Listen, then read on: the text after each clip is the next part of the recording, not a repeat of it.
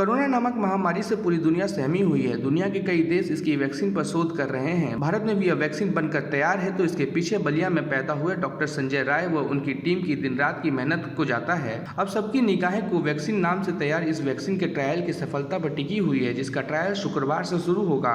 मानो ट्रायल शुरू करने से पहले अखिल भारतीय अनुसंधान संस्थान ने दिल्ली में 12 लोगों की स्क्रीनिंग कर ली है। शुक्रवार को पहला मानो ट्रायल शुरू होगा। प्रारंभ में 2 लोगों को इस वैक्सीन का डोज दिया जाएगा। तीसरे चरण में यदि ह्यूमन ट्रायल सफल रहा तो वैक्सीन उपयोग के लिए उपलब्ध हो जाएगी। दिल्ली एम्स के सामुदायिक चिकित्सक विभाग के प्रमुख डॉक्टर संजय राय ने एक निजी अखबार को कहा कि यह पूरी तरह से भारत में बनी वैक्सीन है। देश में अभी तक बहुत ही कम वैक्सीन बनाई गई है, क्योंकि भारत पहले से रिसर्च एंड डेवलपमेंट में उतना आगे नहीं था जितना अब है। इस वैक्सीन को आईसीएमआर और भारत बायोटेक के साथ मिलकर बनाया गया है। एनिमल ट्रायल हो चुका है, अब ह्यूमन ट्रायल की अनुमति मिली है। उन्होंने कहा कि ह्यूमन ट्रायल 3 फेज में होगा। फेज 1 में कोवैक्सीन का एम्स के साथ ही 12 अन्य केंद्रों पर 375 वॉलंटियर पर परीक्षण किया जाएगा, जिसमें 100 लोगों पर एम्स में ट्रायल होगा। उन्होंने कहा कि वैक्सीन के मानव परीक्षण में सुरक्षा और प्रभाव का बारीकी से अध्ययन किया जाएगा। रेगुलेटरीज अथॉरिटी बैठकर इसे देखेगी। इस चरण में सफल होने के बाद दूसरे और तीसरे फेज का ट्रायल किया जाएगा। अगले यानी दूसरे चरण में 450 लोगों को ट्रायल में शामिल किया जाएगा। इसके बाद तीसरे फेज में हजारों लोगों पर